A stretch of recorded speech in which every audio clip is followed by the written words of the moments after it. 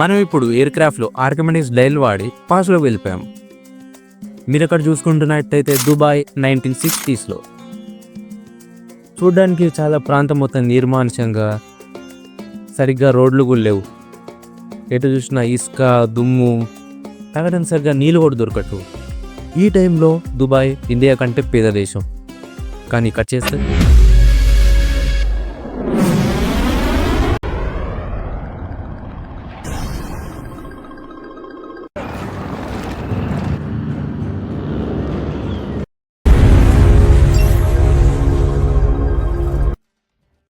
ఇప్పుడు చూసుకుంటే ప్రపంచంలోని అన్ని దేశాలని వెక్కకి నెట్టేసి దుబాయ్ వరల్డ్ రిచెస్ట్ కంట్రీగా మారింది.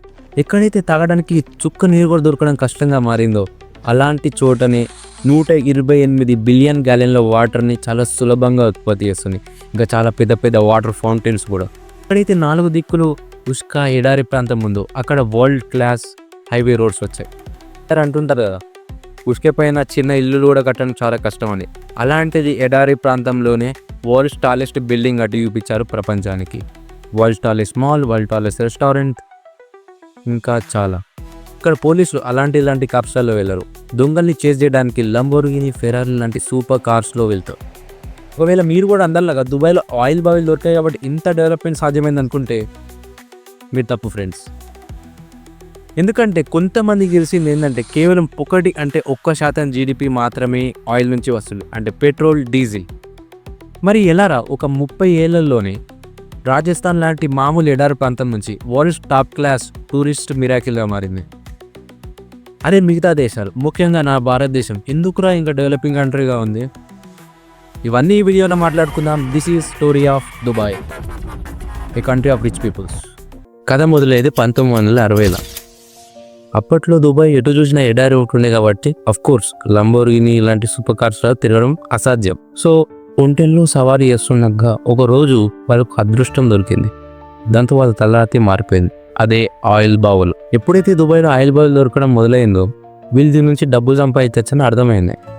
ఈ క్రూడ్ ఆయిల్ని ఇతర దేశాలకు అమ్మడం మొదలు పెట్టారు. దీంతో లక్షల్లో కోట్లలో వ్యాపారం కూడా జరిగింది. ఈ వీడియో చూసిన 90% ఆడియన్స్ అందరూ కూడా దుబాయ్ ఆయిల్ పైసతో కట్టారు అనుకుంటారు. ఒకవేళ నా దేశంలో కూడా ఆయిల్ బావులు దొరుకుంటే ఎప్పుడూ డెవలప్ అయిపోతుంది అంటారు. కానీ ముచ్చట అది కాదు. సరే, టాప్ 10 ఆయిల్ ఉత్పత్తి చేసే దేశాల ఈ చార్ట్ చూడాలి. యునైటెడ్ అరబ్ నేషన్ అసలైన దుబాయ్ 7వ స్థానంలో ఉంటే దీనికంటే 3 రెట్లు ఆయిల్ ప్రొడ్యూస్ చేసే వెనిజువేలా మొదటి స్థానంలో ఉంది. వీళ్ళు ఎక్కడ చూస్తే Venezuela richest country of world అయిపోవాలి కదా, అంతే కదా. కానీ వెనిజువేలా పరిస్థితి ఎంత ఖరాబ్ ఉందంటే నేను మాటల్లో చెప్పలేను. వెనిజువేలా ప్రజలు తినడానికి తిండి లేక చెత్త కుండిలో దొరికే తిండిని తింటూ బతుకుతున్నారు. వెనిజువేలా ప్రజలు అనారోగ్యం పాలైతే వాళ్ళ సరిగ్గా మెడికల్ ఫెసిలిటీ కూడా లేదు. ఎక్కడైతే దుబాయ్ కంటే త్రిబుల్ ఆయిల్ బావులు ఉన్న పొటెన్షియల్ ఉందో అక్కడ డెవలప్మెంటే లేదు. దుబాయ్ రాజాకు మాత్రం ఒకటి అర్థమైంది, ఈ లక్షల కోట్లలో విలువ చేసే ఆయిల్ బావులు మన దగ్గర దొరికినా ఏదో రోజు న్యాచురల్ రిసోర్స్ ఖతం కావాల్సిందే. అయితే ఈ న్యాచురల్ రిసోర్స్ని వాడుకొని కొత్త ఇన్కమ్ స్ట్రీమ్ని జనరేట్ చేయాల్సి ఉంటుంది, అంతే కదా. ఇప్పుడు ఆయిల్ బావులు ఉన్నాయి కాబట్టి రాజు లంబోర్గిలో తిరుగుతాడు, వాళ్ళ కొడుకు ఫెరారీలో తిరుగుతాడు. ఒకవేళ ఆయిల్ బావులు అయిపోతే వాళ్ళ మున్మళ్ళు మళ్ళీ ఒంటెలపైన సవారీ చేయాల్సి ఉంటుంది. ఈ గతి రావద్దు, అసలు ఆయిల్ పైన డిపెండ్ కావద్దు అని దుబాయ్ రాజు అర్థం చేసుకుంటే అప్పుడు మొదలైంది దుబాయ్ యొక్క గ్రోత్ స్టోరీ. అసలు గట్టిగా మాట్లాడితే దుబాయ్ ఇతర దేశాలకు ఆయిల్ అమ్మకున్నా అది నెంబర్ 1 పొజిషన్లోనే ఉంటుంది. అయితే దుబాయ్ రాజా ఈ ఎడారిని ఏం చేశాడు? వరల్డ్లో పైన దుబాయ్ యొక్క మ్యాప్ చూస్తుంటే జియోగ్రాఫికల్ లొకేషన్ యొక్క దివెలు దుబాయ్ పైన చాలా గట్టిగా ఉంది. అది కూడా 3 విధాలుగా ఉంది. మొదటి కారణం, దుబాయ్ పర్షియన్ గల్ఫ్కి ఎగ్జాక్ట్ ఎంట్రన్స్లో ఉంది. దీనివల్ల అన్ని అరబ్ నేషన్స్కి దుబాయ్ ఒక ట్రేడింగ్ హబ్గా మారుతుంది. ఇకపోతే రెండవది, దుబాయ్ పర్షియన్ గల్ఫ్కి ఎంట్రన్స్లో ఉండడం వల్ల దుబాయ్ అరబ్ గల్ఫ్కి ఇంకా ఇండియన్ సబ్ కాంటినెంట్స్ అన్నిటినీ కలుపుతుంది. చాలా ముఖ్యమైన మూడో విషయం ఏంటంటే ఏషియా, యూరోప్, ఆఫ్రికా ఈ 3 కాంటినెంట్స్కి సెంట్రల్ ట్రాన్స్మిట్ పాయింట్ అవుతుంది దుబాయ్. అంటే ఏ షిప్ అయినా ఒక కాంటినెంట్ నుంచి ఇంకో కాంటినెంట్ వెళ్ళాలంటే ఖచ్చితంగా దుబాయ్లో ఆగాల్సిందే. నేను చెప్పొచ్చే ఏంటంటే దుబాయ్ గ్లోబల్గా చాలా ముఖ్యమైన ట్రేడింగ్ పాయింట్లో ఉంది.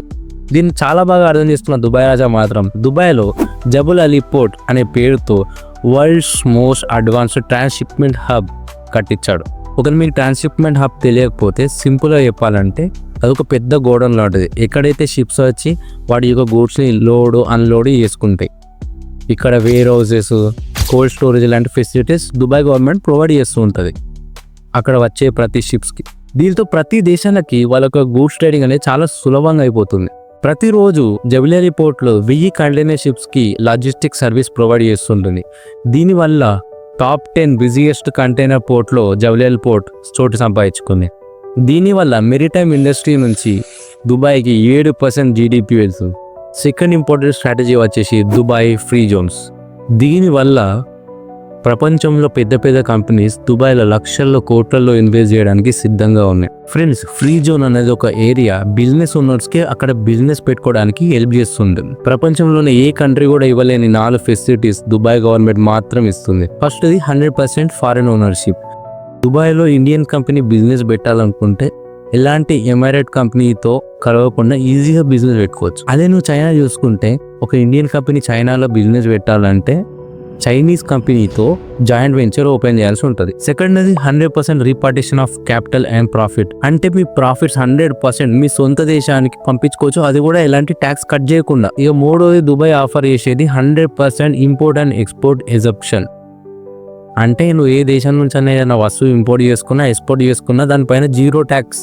సార్ ట్యాక్సే ఉండదు మన దేశంలో, ట్యాక్స్ ఎందుకు అంత ఉంది మరి. అలాగే కార్పొరేట్ జాబ్ అయినా మీ పర్సనల్ ఇన్కమ్ అయినా దానిపైన సార్ ట్యాక్సే వేరు. దుబాయ్ గవర్నమెంట్ చెప్పొచ్చే అన్నది, ఇక్కడ నువ్వు కంపెనీ పెట్టుకో, పని చేయి, నీ నష్టం వచ్చిందా నీదే, ప్రాఫిట్స్ వచ్చిందా అవన్నీ నువ్వే తీసుకోపో, మాకు గట్టక్కర్లేదు. అరే ఇట్లా చేయడం వల్ల దుబాయ్కి ఏం లాభం అంటే దుబాయ్కి 2 రకాలుగా లాభం. ఎప్పుడైతే పెద్ద పెద్ద కంపెనీస్ దుబాయ్లో సెటిల్ అయినాయో అన్ని దేశాల నుంచి, అన్ని ఇండస్ట్రీస్, ఫైనాన్స్, మార్కెటింగ్, ట్రేడింగ్, అన్ని ఇండస్ట్రీస్ నుంచి పెద్ద పెద్ద కంపెనీస్ వాళ్ళ యొక్క బ్రాంచ్ దుబాయ్లో ఓపెన్ చేస్తుంది.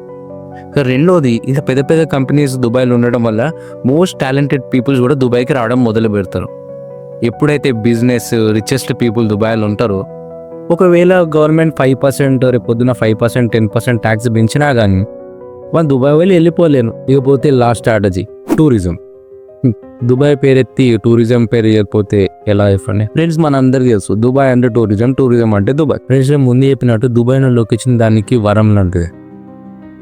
ఎందుకంటే ఆస్ట్రేలియా, కెనడా, USA, ఇండియా ఏ దేశం నుంచి అన్నా 200 కోట్ల మంది కేవలం 4 గంటల ఫ్లైట్ పట్టుకుంటే చాలు దుబాయ్లో ఉండిపోతారు. ఒకవేళ చైనా, ఇండియా రావాలంటే దుబాయ్లో అవుతారు. అక్కడ ట్యాక్స్ పార్కింగ్ ఛార్జెస్ కూడా దుబాయ్ గవర్నమెంట్ పేయాల్సి ఉంటుంది. అయితే దుబాయ్ గవర్నమెంట్ ఈ జియోగ్రఫికల్ లొకేషన్ని అడ్వాంటేజ్ తీసుకుంటూ కోట్ల రూపాయలు ఖర్చుపెట్టి ఒక ఎడారి ప్రాంతాన్ని ఒక అద్భుతమైన ఇన్ఫ్రాస్ట్రక్చర్ టూరిజం స్పాట్గా మార్చింది. దీంతో పాటు దుబాయ్ ప్రపంచం నలుమూలల్లో అద్భుతమైన మార్కెటింగ్ చేసి, ఒకవేళ పారాగ్లైడింగ్ నుంచి స్కూబా డైవింగ్ ఏదైనా చేయాలంటే దుబాయ్ రావాల్సిందే. ఇవన్నీ స్ట్రాటజీస్ వాడి తెలంగాణ కంటే చిన్న ప్రాంతమైన దుబాయ్ 1,70,00,000 టూరిస్టులు వస్తే ఇండియా మొత్తం ఎన్ని రిసోర్స్ ఉన్న ఇండియా మొత్తంలో కేవలం 72 లక్షల మంది టూరిస్ట్ మాత్రం వచ్చారు. దుబాయ్లో లేని ఏముంది చెప్పండి?